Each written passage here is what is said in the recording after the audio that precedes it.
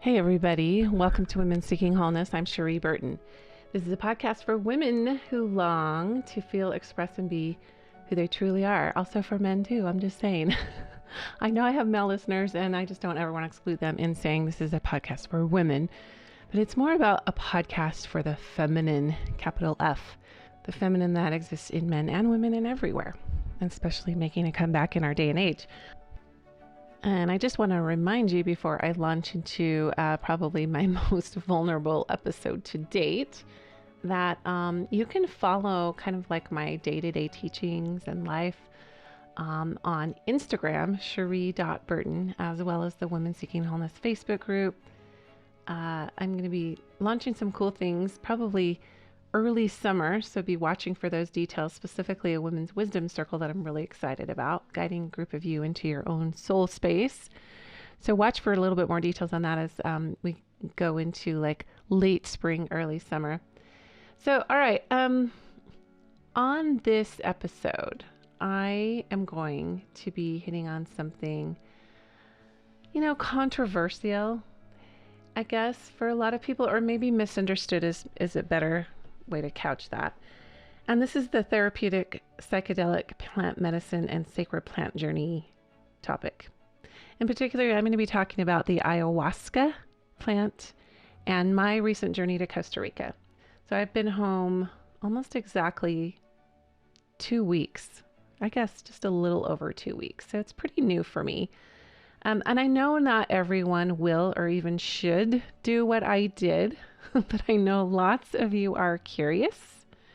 And honestly, I know I need to be open about it. So let me just say, if somebody would have told me a couple of years ago that I would be going by myself to another country to take a psychedelic plant substance with complete strangers, I'm pretty sure I would have either laughed out loud or gotten totally offended. So it's amazing how things find us and how we access healing when we ask for it, because it's something I have been asking for. I'll talk about this in a minute, but I've just made my whole career really out of trying to help people release trauma, understand the mind body, and things like that. So it's just kind of this out of the box way that I've always gone about it. But what I experienced in Costa Rica was so all-encompassing and profound that I felt like I needed to dedicate an episode entirely to it. So that's why I'm doing what I'm doing.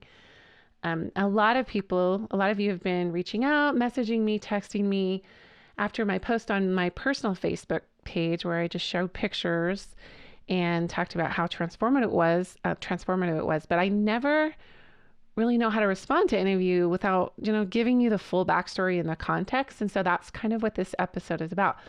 The backstory of why I went, what I learned about psychedelics, it really just deserves its own space and full context. So there's so much misinformation out there, so much fear and ignorance surrounding the sacred plant ayahuasca that I'm now going to just share firsthand what I experienced. I was in Costa Rica at a place called Rhythmia Life Advancement Center. I was there from February 21st to the 28th, again, just a few weeks ago. And I was so exhausted when I returned home that this is kind of sad, but the 2-year anniversary my 2-year mark of this of this podcast was February 22nd of this year. It was my 2 year. And it was the first week, the week after I got back was the first week that I missed of podcasting in 2 years straight. I just needed to integrate, and honestly, I still am. I was exhausted on every level, and so I've needed these past couple of weeks to just kind of defrag. In saying I was exhausted, though, I really have never felt more clear, more peaceful, and honestly, all I wanted to do when I got home was to be in love, just loving people, loving life, myself, and then largely my close family members, just allowing them to love me, allowing people to love me. So nothing else really mattered to me. And I do mean nothing. Everything was completely secondary to that. And I would say that's still my experience. A little bit about ayahuasca. So it's an ancient traditional ceremonial plant, and it's indigenous to the Amazon regions of South America. And in and of itself, it's not significant, but when it's mixed with other roots and tinctures, it has psychoactive properties that come alive in the human chemistry. So these properties in the plant, they've traditionally, over thousands of years, been referred to as the spirit molecule or even the God molecule. So it's important to note that the ayahuasca plant contains chemicals that our bodies naturally produce. But we're sort of veiled from these naturally producing chemicals that our bodies, already have in circulation just because of the things we've experienced in life and our environment. So they say that ayahuasca can call you. And this was definitely the case for me. The first time somebody mentioned the sacred plant and what it can do under proper circumstances in a positive light, I felt this stirring inside. So this was probably about a year and a half ago. And then it just kind of wouldn't leave me alone. I started watching lots of documentaries about it, good, bad, and ugly. I listened to podcasts. I read some books about ayahuasca and psilocybin and some other plant medicines that have been demonstrated to really deeply assist people in their healing and transformation, particularly on the spiritual and emotional levels. So it was super intriguing to me just because I've, again, spent my whole career helping people transform and seeking to heal or kind of get to the root, especially of mental health issues. And I just love to research. So one of the things that I did is I plunged into studying MAPS, MAPS, which stands for the Multidisciplinary Association for Psychedelic Studies. And you can read about MAPS if you go to maps.org. But right now they're in phase 3 clinical trials, super close to FDA approval to the masses for MDMA-assisted psychotherapy. And they're also focused on trials for LSD-assisted psychotherapy, ayahuasca, assisted psychotherapy, and psilocybin or mushroom assisted therapy. So this is an emerging field, psychedelic science. And they're having really incredulous, unparalleled results treating and releasing things like depression, PTSD, anxiety, and lots of other mental, emotional, and neurological conditions. So the MDMA therapy training program, it's enrolled over 500 therapists, doctors, nurses, counselors, and other mental health professionals. So it's totally legit. In fact, Johns Hopkins University Hospital, just Johns Hopkins Hospital has launched this entire center specifically for psychedelic research. And really what it's focusing on is psilocybin mostly, or what's been categorized as magic mushrooms in the past. Kind of gotten a bad rap just because of what happened in the psychedelic phase of the 70s. But the aim with the researchers with this plant medicine at Johns Hopkins is to identify therapies for things like addiction, PTSD, Alzheimer's. So the center is really going to train, it's exciting, it's going to start to train graduate and medical students who want to pursue careers in psychedelic science. So we're going to start to hear more and more about this. And I think it's interesting because in this day and age, it's like researchers and scientists and medical professionals, they're really realizing that the approaches we've taken in the past haven't been efficient or, I guess you could say, successful. And so they need to take bolder steps to treat mental illness, addiction, and some of these neurological disorders. So people are just getting sicker. And so many people who suffer have what we call categorize as medication resistant mental health issues. So they could take a myriad of medications. And I have close family members and friends that are in this category, but they just don't address it. And so they can't be on these medications that pharma is producing. And our current drugs just don't work for a lot of people. And what they're actually doing is they're putting a Band-Aid or a cover on the symptoms, but they're not really getting into the core and treating or healing or really releasing some of the stored trauma or some, the toxicity in the body that's contributing to the disease. In a lot of cases, people just get sicker and sicker, even being on some of these medications. So I love that at least we have a new light at the end of the tunnel, and psychedelic studies are being privately funded. They're not going through big pharma, and they're really scientifically backed. I learned recently that research studies have been published in more than 60 peer-reviewed journal articles that are demonstrating the therapeutic benefits of psychedelics for those who suffer from conditions like, nicotine addiction, alcoholism, depression, anxiety, and things like that. And it's also paved the way for more studies on the treatment of major depressive disorder. They've also led the field by publishing safety guidelines that helped gain approval for psychedelic studies at other universities all around the world.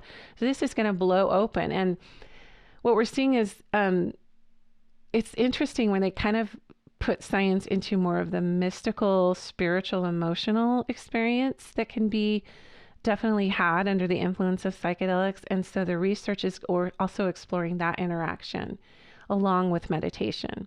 So it's kind of a whole body, whole soul approach maybe that we haven't seen in times past for addressing some of these conditions. And I like that they're just training that next generation of psychedelic researchers at Johns Hopkins who, having now experienced the benefits firsthand, that's exciting to me. It's time to put an end to the mental health crisis. So enough of that.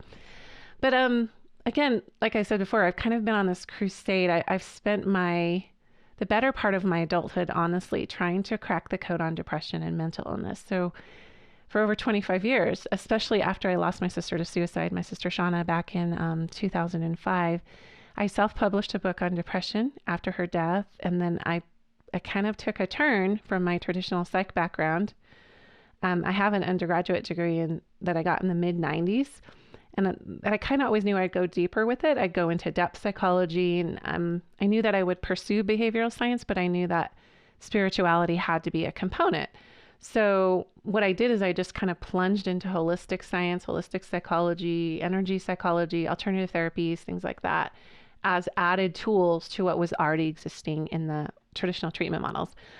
But, like getting out of the box, going into ways that are out of the box. And that's why I didn't pursue advanced degrees like in traditional therapy, because it's interesting. I remember a wise teacher said to me early in my career path, something that has just stuck with me all these years. She said, everything we need for our healing is already on the earth. And so that's so interesting to me. And the wellness model, the mind, body, spirit model of wholeness, I have come to know and understand that actually holds our deepest answers for healing. Usually the answers, we can be our own therapist. The answers are inside of us, or they are accessed through the earth and what already naturally occurs in the earth. And we just can't compartmentalize healing. Healing is spiritual, and true healing needs to be accessed from a different mode of consciousness than the sickness consciousness it was created with. So I think we just all kind of agree that the consciousness needs to shift when it comes to mental health care. So anyway, that's the personal backstory kind of leading up to going to Costa Rica. I had to have done the research, right? And I haven't been talking super openly about the research I've been doing over the past year and a half, but it's definitely been a focus for me. So it's interesting when 3 different people who I trust implicitly shared about their experiences of going to arrhythmia in Costa Rica about a year and a half ago. I listened. I found that lots of thought leaders, notable artists, musicians, high vibe celebrities, innovators have gone to arrhythmia. And when I checked it out a little more closely, I found that it's the number 1 rated resort in the world on TripAdvisor. And I learned later it's not because it's the most amazing resort in the whole world in terms of like accommodations, even though it was amazing. I learned that that's largely due to the great number of transformations and breakthroughs that people have experienced there. So they give it very high ratings. But because 3 different respectable people in my circle independently gave arrhythmia the thumbs up and said it changed their lives, I took that as a sign, like the mouth of 2 or 3 witnesses shall every word be established. That's the scripture in the Bible. So I started to really get serious about booking a trip there. And not just the fact that I was checking out arrhythmia. Again, I was checking out ayahuasca in particular. So straight off intuition, feeling that mysterious call from Aya, short for ayahuasca, I booked my stay. And I liked that arrhythmia was a medical facility, as well as a kind of resort spa type of environment, and that the shamans were really skilled and experienced. That was really important. But interestingly, I booked it, this trip to Costa Rica, just a little over a year ago. But because of COVID, I couldn't go. I couldn't take the trip until last month. And I'm really actually grateful that I had to walk through 2020 before I went, just because this last year for all of us, I think it's just held a lot of extra learning. It's drummed up a lot for me, as I'm sure it has for you. And just that extra year of maturity, I think, and self-reflection maybe made a bigger difference coming into being able to go now. Um, if you're interested in checking out, I did a podcast episode with my friend Laura Stoker almost exactly a year ago. So it was a year ago this month, episode 65, and it was called Deep Soul Work with Sacred Plants. And in that episode, Laura shared her journey that she did with a shaman in Peru, her deep healing that she did there. And we had a whole discussion on psychedelic plants. So you can go check that out, episode 65. So anyway, I was at Rhythmia in Costa Rica for a full week. I need to also say this because people were looking at my pictures going, oh my gosh, no one's wearing masks. What the heck is going on? Just as a disclaimer, it was a COVID-free zone. You had to be COVID tested to even leave the U.S. to get into Costa Rica. And then right when you drove up to Costa Rica, to Rhythmia, before you could even enter campus, you had to get a rapid swab test and then to be admitted onto campus. And then they took our temperatures twice a day for those 8 days that we were there. So it was nice it was a nice reprieve. It was like 90 degrees, 85, 90 degrees there. But it was nice to be in a legit COVID-free zone and get to experience authentic human connection again. And I just grew to love everyone in my group. There are about 50 of us. Oh, and here's a fun fact. 2 women that I've interviewed on this podcast, Cassandra Shuck and Caroline Crockett Brock, were actually there at the same time as me. We had no idea the others were going to be there, which was just super exciting and so fun and synchronous. We all got really close, the 3 of us, along with some other women. And I have to say, this was a new thing for me. I've never felt so close to so many men and women all at once that I didn't know really before. All 50 of us just became unified, which was a really beautiful thing. Once the barriers went down, you can only see people's beauty, their hearts and their souls. So the first night that we were there, before we started doing the ayahuasca, because we started the ayahuasca the second night, the first night was breath work. And then it was followed by 4 nights in a row of ayahuasca journeys, and then 2 nights of breath work before returning home on the 8th day. So there was a lot that happened in the space of those 8 days in between the sessions, with those beautiful people and synchronicities and getting to know people and having conversations. But that's kind of the gist of the structure. Breath work for 1 night, 4 nights in a row of ayahuasca, 2 nights of breath work. I'm going to also add here concerning breath work. Breath work itself is medicine.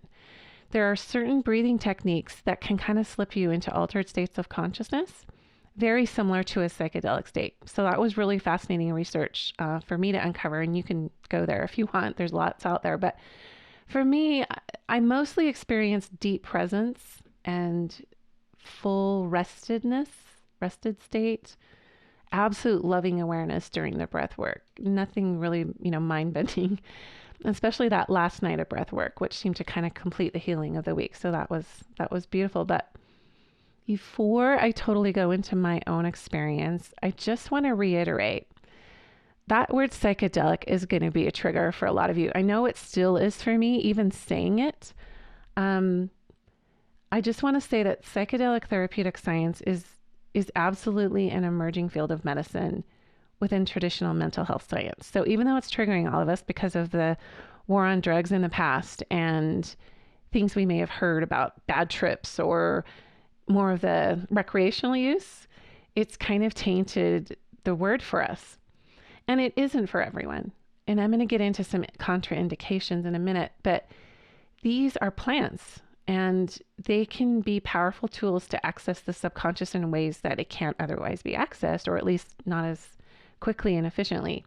So this is not new science. It's just that we're coming into an era on the earth that it's making a resurgence. So it's almost like they have a mission, these plants, because they've been used for healing and religious divination for thousands of years. And one of the things that intrigued me about ayahuasca was how it's traditionally referred to by the healers and shamans as being feminine, like a feminine plant, more about connection to the divine mother, the ancient sacred mother of heaven and of earth. And some natives call the plant grandmother, At Rhythmia, they generally refer to the plant as Mother Aya. But ancient wisdom included the use of these and other sacred plants along with meditation because they have an innate chemistry embedded within the plant that puts you into a deeper meditative state. So they're often used alongside things like mantras, like saying words over and over, music that can allow you to go into your quieted mind. And to me and to many others, I think it's just like an entrance into universal consciousness, which is kind of hard to explain, but the endless field of energy that contains everything, pretty much, the all. Properties in the plants open up that communication with your own body and your soul and nature and the earth and just higher states of consciousness. We just have blocks to different pathways in our brain and parts of our brain we don't access for protection and just to survive here. And it seems to be that one of the properties or the abilities the plants have is to open up certain aspects of the brain that we're not using. And I've heard stories of people misusing these sacred plants like ayahuasca and the roots and the tinctures that they're mixed with. And I just have to say out of the gate, the environment that you're using them in and the setting are everything. So the shamans have to be skilled. They have to be experienced with this and have a deep respect and reverence. They have to get out of their ego. They have to be working in the light as true healers. So not only do they need to be skilled, but they have and dedicated, right, to being supportive and present with you. But the setting itself needs to be cleansed, clear, safe, protective, physically and spiritually. So I cannot imagine not having had the support I did from the shamans at the apex of my journey, which is the last night, and I'll get to that later. So if you are going to do Aya or any other kind of plant medicine, it should be done with great caution and supervision and reverence and respect. And this is why it's meant to be done ceremoniously, I think, by those who've worked with the plant medicine indigenously in some of these regions where the plants have grown indigenously for thousands of years, learning about the pure use, the pure intention. So you have to come in with humility and respect, as should the shamans and healers that are administering to you and supporting you. And one of the first things that we did at Rhythmia was understand kind of this threefold mission of getting into your personal heart space and making sure that your intention is pure. So the threefold mission was like coming into these journeys asking, show me what I've become. And then the next one is merge me with my soul at all costs, right? So it's just that humility of show me. And the third thing was heal my heart. So this is not something where you just go in like to get high or on a recreational thing to exploit. It's not a trip. It's actually pretty hard work to be in your body and stay conscious, and it's really not for the faint of heart.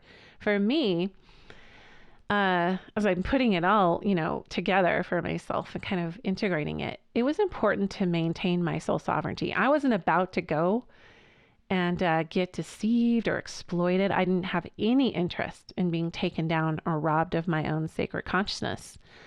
So I didn't want to plunge into this like dark place, into something evil or some kind of trickster type of energy. It wasn't that I needed to be in control, because you find out really soon that the ego wants to be in control. And it wasn't that I needed to be in control. I just wanted to be shown. I wanted to be shown, but I needed to be present and completely aware. That was super important to me.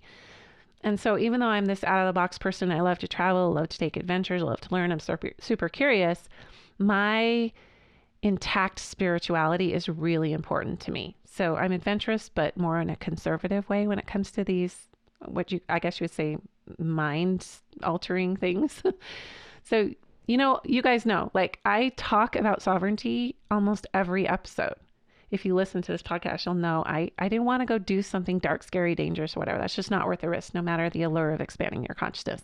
And I have to say, I was aware the whole time. I was present, and that was an important function for me.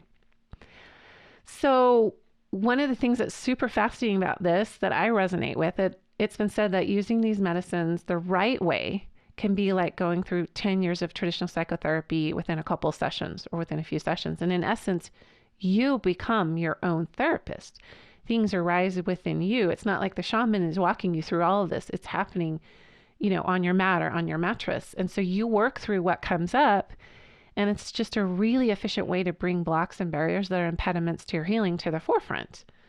So when you're away from your normal environment in this beautiful nature setting, supported by love, and you're held space for your healing and your sacred work, a lot of miracles can happen. A lot of breakthroughs can be experienced.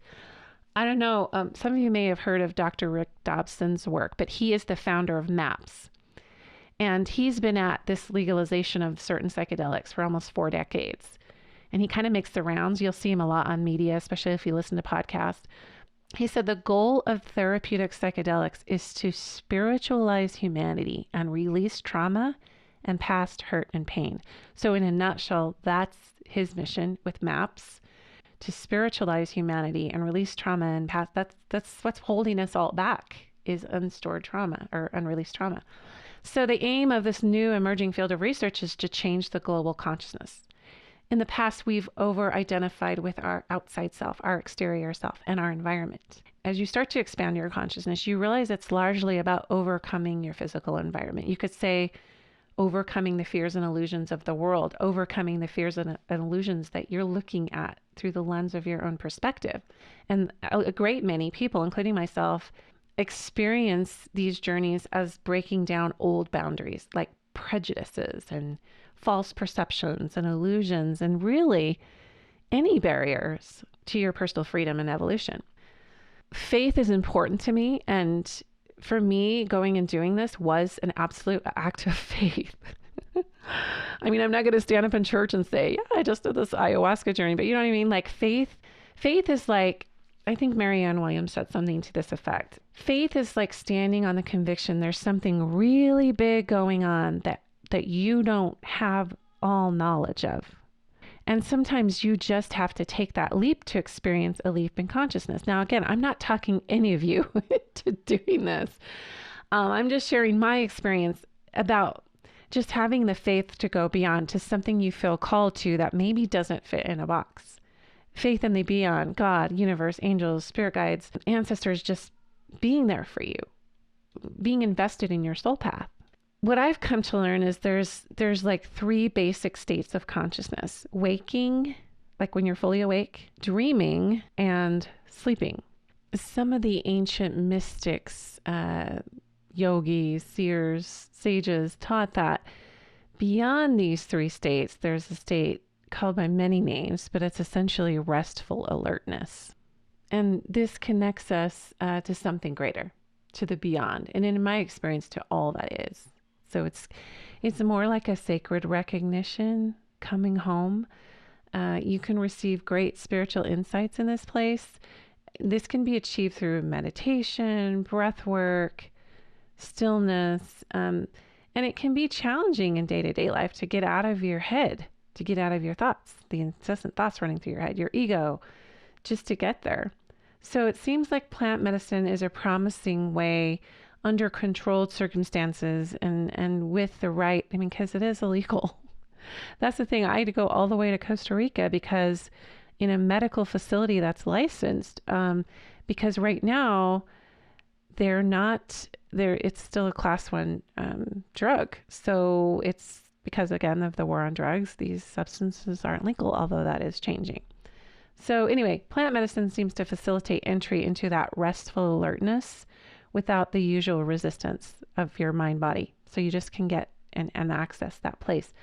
And on these medicine journeys, it's a given that you're going to confront aspects of your ego. And that can be super painful and uncomfortable. And it can really level you, honestly, but more with a heightened awareness. You're kind of just observing yourself as you are with no filters. And this can ultimately help you use your will force inside of you, your natural will force, to transform just by noticing, just by observing. And there isn't a shame. What I noticed was there wasn't shame attached to it. It's just what it is. It's just, you're just being shown maybe some of your false gods, your illusions, some of your faulty reasoning, some of your programming, things you've been programmed with from your birth come into question, into the forefront to be examined. And so you can come into these certain knowings after you've had some time to process and integrate. Because when you're in the medicine, or when you're in the journey, you don't always have a full awareness of exactly what it is that you're being shown. And so sometimes the integration process afterward. But really what's happening is old parts of you are just disintegrating. So again, this is not a recreational high or anything like that. It's more like deep emotional, meditative, spiritual work. So you're in this meditative state where you're fully present. You're acutely aware, honestly, probably more aware than you typically are. And it is quieting certain parts of your brain activity and interacting with your serotonin receptors. So that can impact your emotion. It can impact vision. And this can be a very spiritual type of experience. And you can generate a lot of very deep insights, which is what I experienced. And I will share in one part of my journey, I think the third night, I had a very clear message about where our family needed to move and why.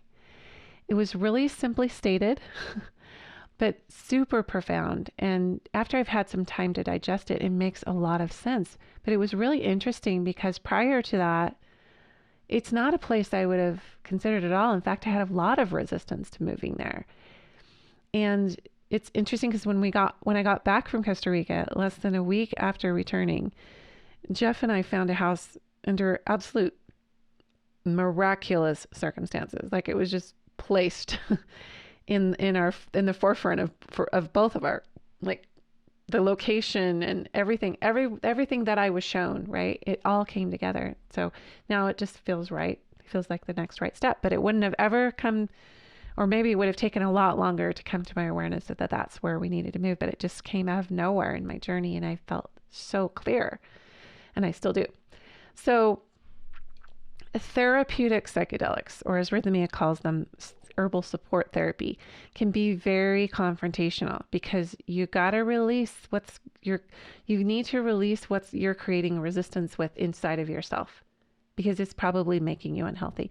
So things you've come to believe about yourself, about life, the cosmos, like, is the universe friendly to you? If not, you'll figure out real quick why.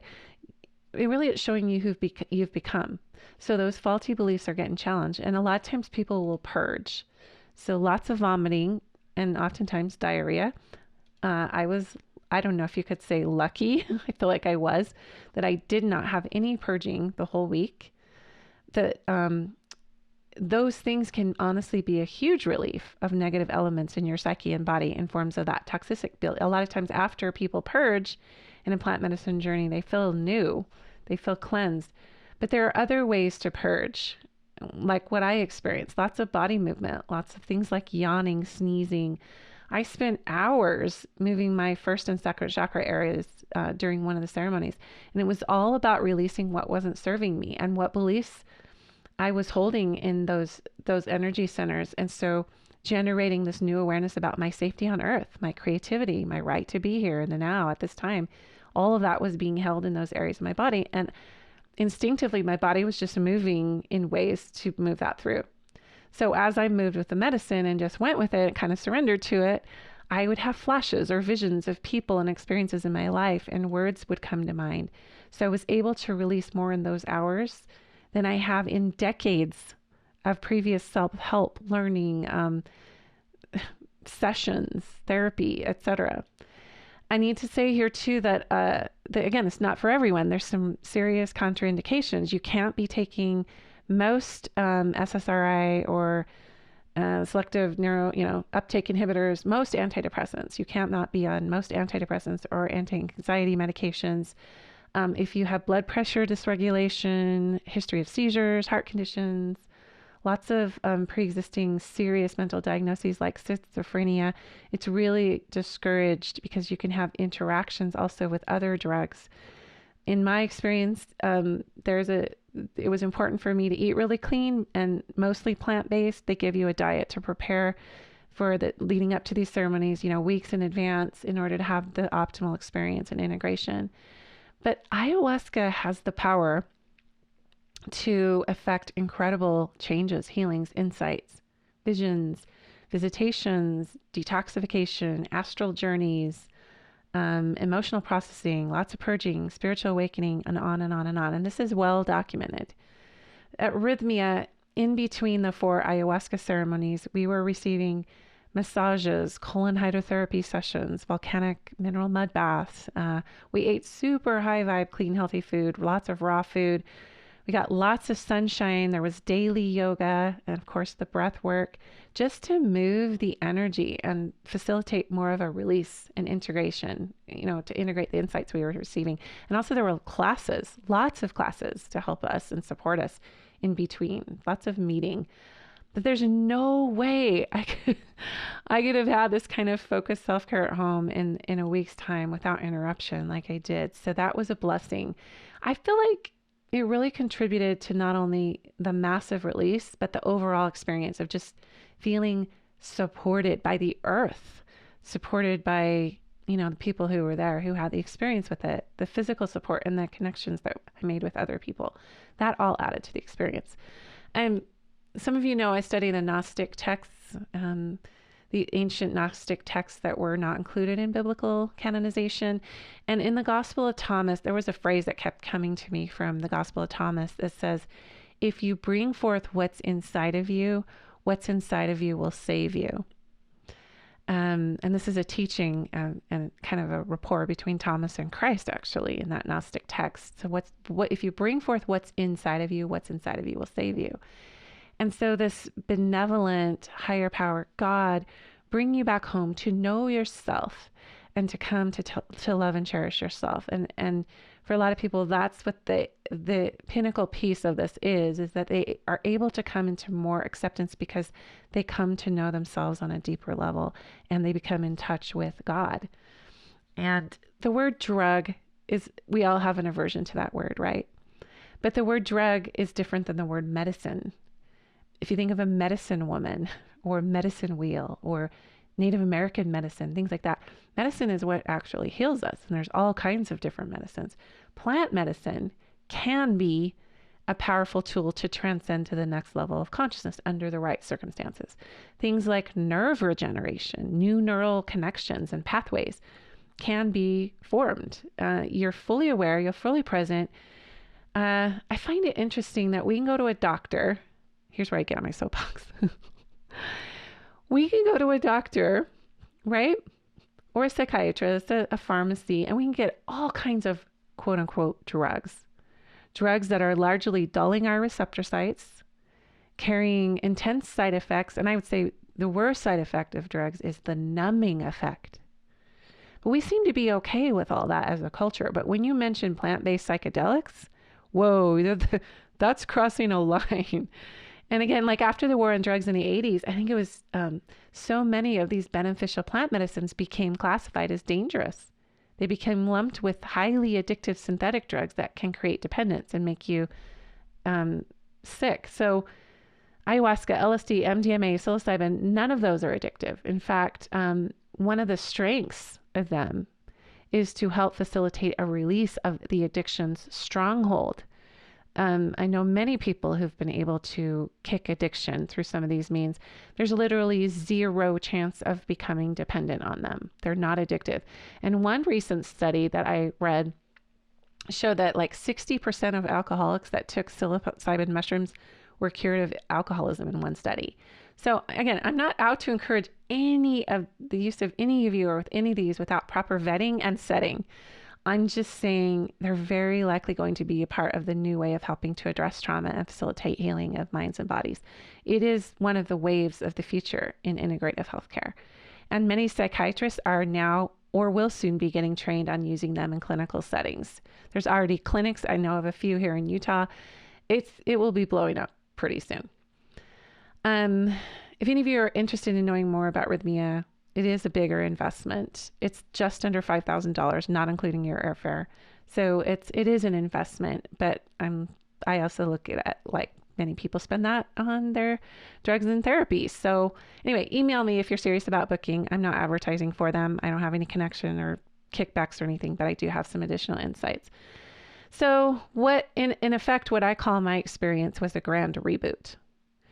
Yes, the neurological science is compelling, all the data coming forward, all the clinical trials on how it's brain body changing, right? But I experienced a complete release of a lot of stored trauma and old psychological wounds that I thought I had healed.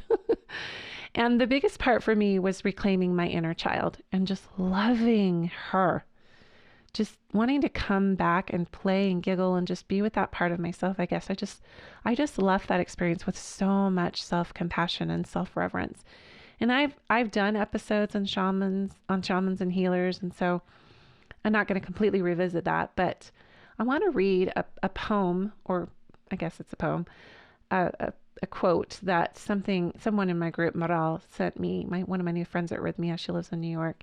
Well, she posted it actually on our Facebook group for Rhythmia, for our group. It's called The Promise of a Shaman, and the author is unknown. If you come to me as a victim, I will not support you, but I will have the courage to walk with you through the pain that you're suffering.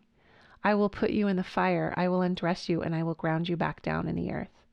I will bathe you, I will purge you, and you will vomit the rage and the darkness inside you.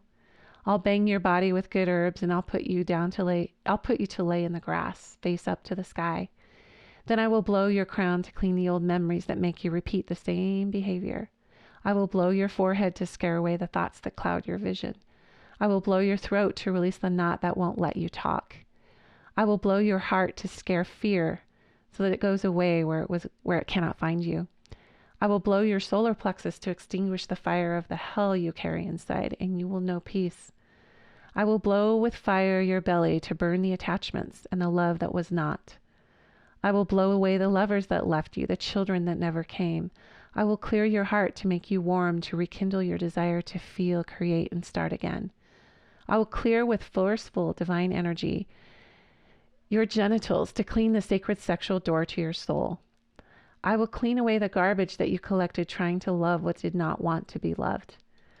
I will use the broom and the sponge and the rag and safely clean all the bitterness inside you. I will blow your hands to destroy the ties that prevent you from creating. I will blow your feet to dust and erase the footprint memories so that you can never return to that bad place. I will turn your body so your face will kiss the earth. I'll blow your spine from the root to the neck to increase your strength and help you walk upright, and I will let you rest.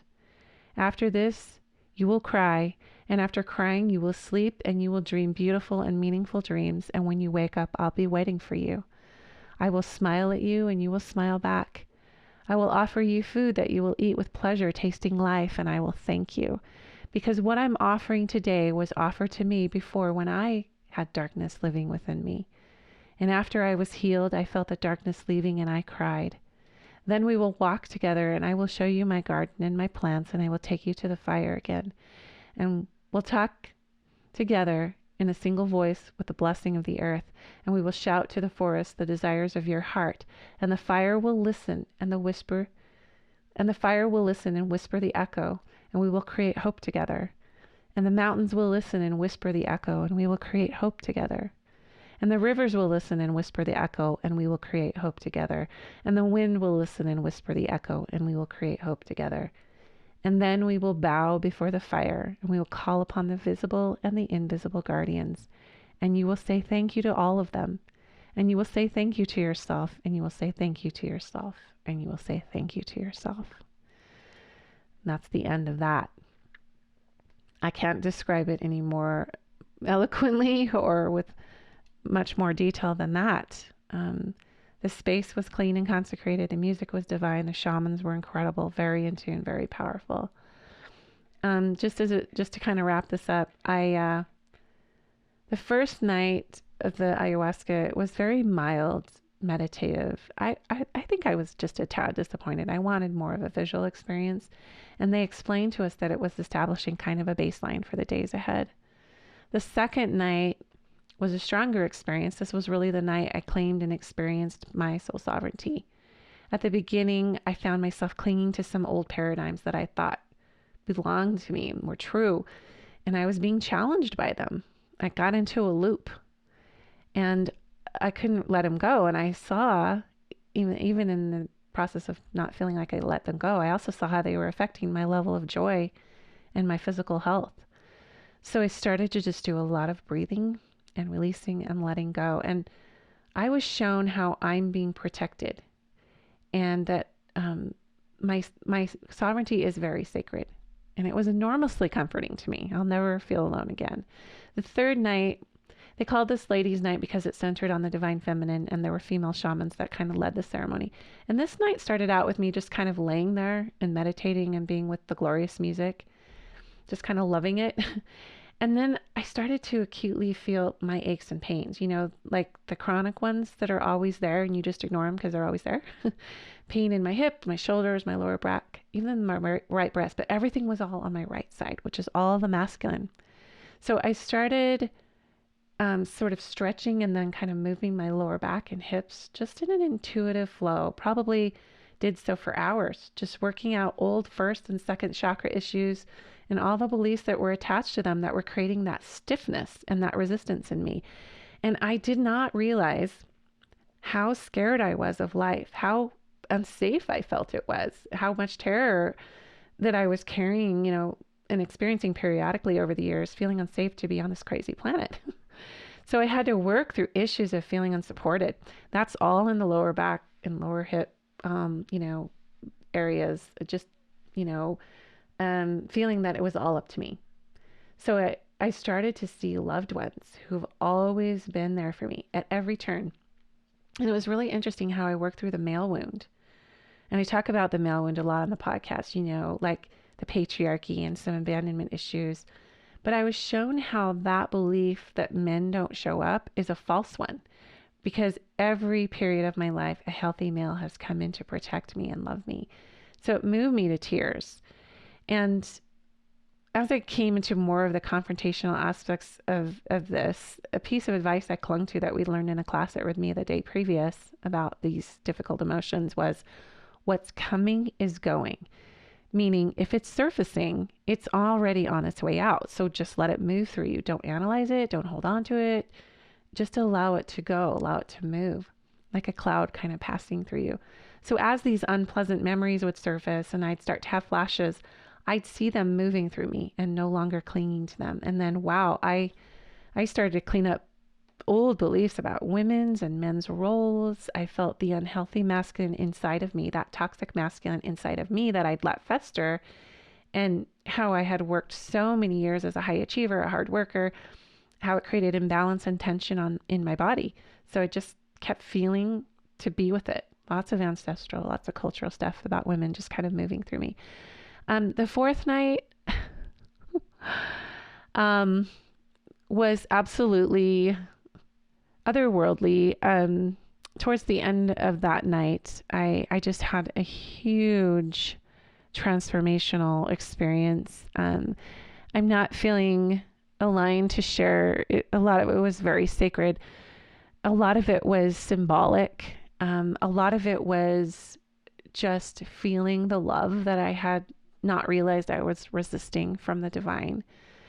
I will tell you that even though I was aware and I was present, I went into a state where I kind of disassociated from my body for several hours, like 4 or 5 hours. And shamans had to carry me outside and put me on a mattress in the sun, because by that time it was morning. And I was so deep in it and so carried really through that I did have visions, and I did know that they were legit. Again, some of them were symbolic, some of them were literal. But it was just beautiful to experience what I can only categorize as oneness in universal consciousness, and that feeling of everything being connected. And the death of my ego was what led up to the disassociative state, because I was confronted with, again, some of the old programming about ascension and what that means, like being better than someone else, or being in an elite spiritual group, or working hard to prove something to God. And these are things I've talked about on the podcast, you guys know.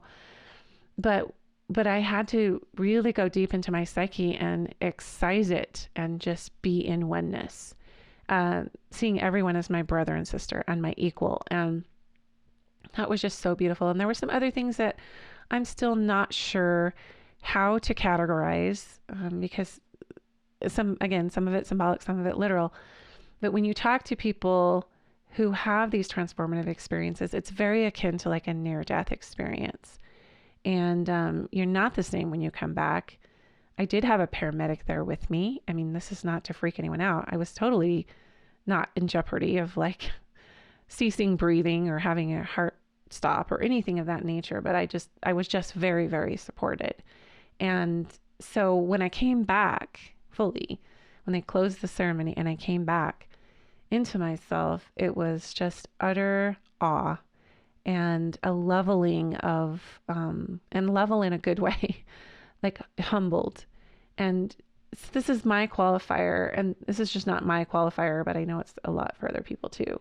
Um, that when you look at an experience, you kind of move it through this filter of like, what are the fruits of it? You know, if it's a good tree, it will bear good fruit. And interestingly enough, the feminine is the tree. And a lot of people see trees and see the tree of life when they go into these journeys. But for me, I see overall what I experienced was good. It was legit. It was real. It was my lived experience in my feminine being. And it was of God as I know God.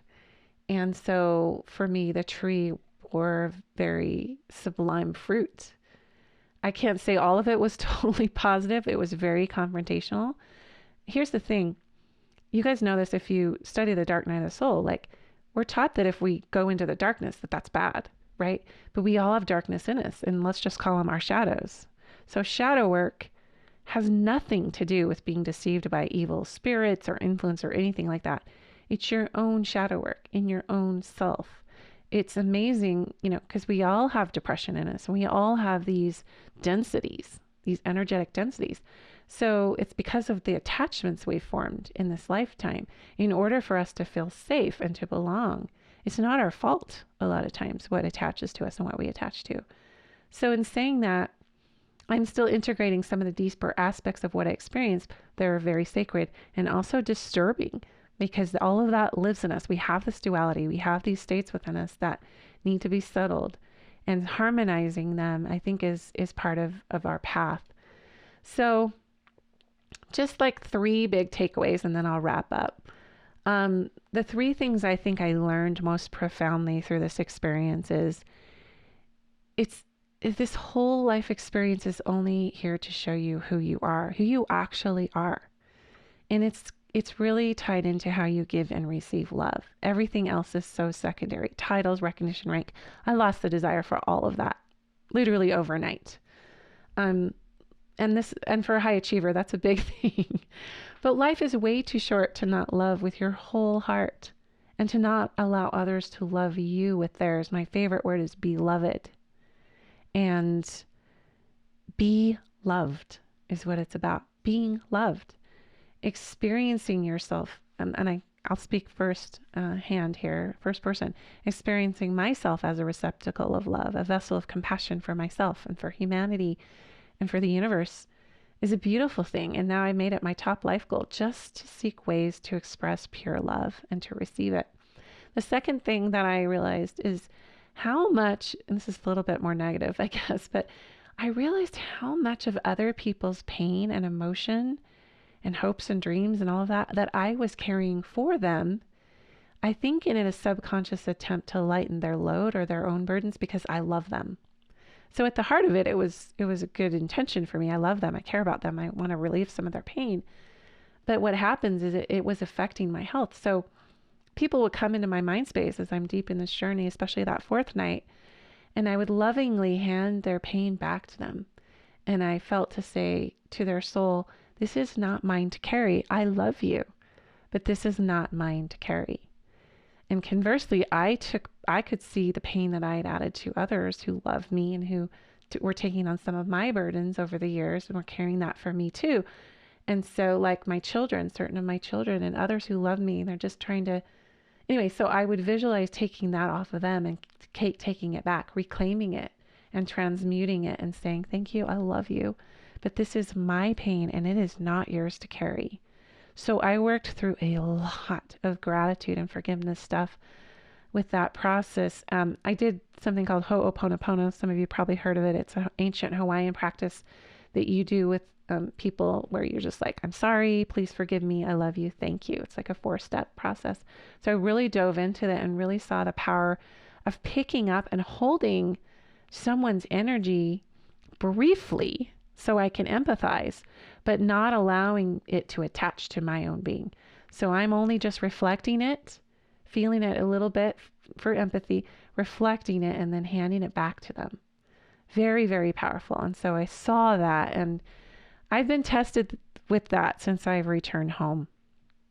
I have had more than one loved one in a crisis situation, and I went into the depths with them and started to over-identify with their emotion and try to take on their pain. And I was like, wait a minute, I'm doing it again. And so then I would just go into my own practice and hand it back and just keep handing it back. Kind of like how I was saying with the confrontational emotions that arise when I was feeling those in the journey, I would just let them move through me and just, what is coming is going, what's coming is going. And then the third thing that was really so sweet was about my inner child. Now, I know a lot of you have done inner child work. I have too. I've read about it. I've listened to stuff, I've gone to trainings even. But really, I realized that there were certain aspects of my inner child that I had been great about addressing and acknowledging. But there were some where this inner child of mine was starving, malnourished even, physically and emotionally and spiritually. And I realized that I've over-mothered everyone but myself in the past. And with that, it's just so clear to me now that it's critical that I do something every day to connect to myself and my own divine spirit. Really, this life is about devotion to self. It's not selfish. It's not blasphemous to God to make that your first practice, because you live in your skin. And for me, it was about devotion to myself, to my own heart that is connected to the divine, to my own mind that can become clouded and toxic, build toxic residue so quickly and so over chattering, right? And my body and my health. This is my highest relationship. And even though I have been teaching this for years, I believe it's what Christ taught on the deepest level, but I really feel like I'm starting to internalize it at the age of 52. Oh. So I'm coming up here on almost an hour of just gabbing about this, but I do want to qualify this with it is not for everyone. And even if you never experience it and you only do it through my experience and only take the lessons of what I integrated and I'm still integrating, then I hope that this can be a blessing to you. And I don't think we're too far away from having some of these beautiful plant medicines normalized, and some of them even maybe synthesized. So that's not a bad thing, even if it can help people, and if it's not addictive, and if it can be done with sacredness and in ceremony, which is harder to do in a medical setting, but not altogether impossible to have that respect for these tools and gifts of the earth. And for the 10 to 12 days after that last ayahuasca night, that fourth night, I was awakened between 2 and 4 a.m. every morning. And it was like more was working through me, more things were coming through, almost like backup or validation to the previous nights. A lot of feelings were validated that I had questioned, and I'm like, wait, did I take that right? And then, I would have a follow-up awakening in the middle of the night. And so that was very, very comforting. So again, ayahuasca is controversial, is not for everyone, is not even legal unless it's administered under the right circumstances. There are some churches that administer it. And so this is a cautionary tale I just gave you. And it is just my experience. I have heard of ayahuasca journeys gone wrong because of it not being in the right environment, not a pure intention of the shaman, etc., and so forth. And so in saying that it's an act of trust and an act of faith, also be very scrupulous about any sources that are administering this, and make sure you do the vetting and the right setting, because that makes a huge difference in the outcome. I would say of the 50 people in my group who I've grown to love tremendously as my brothers and sisters, I would say literally every one of them experienced a miracle in their own right. And so those are good odds. And we're still in the work, and we're still staying connected, and we're still on the journey of life. It's not an escape mechanism, too. It's not like the drug that you just go to escape. It's work. It's shamanic healing. And I'm just so grateful for that.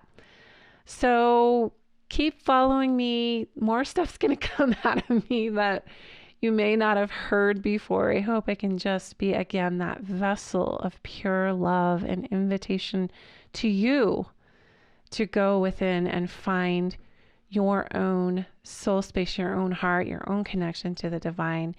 And my challenge to you this week is just to love on that inner child, to notice, because this truly is a beautiful, beautiful existence. Thank you for listening. Have a beautiful, glorious week, and we'll talk to you next time on Women Seeking Wholeness.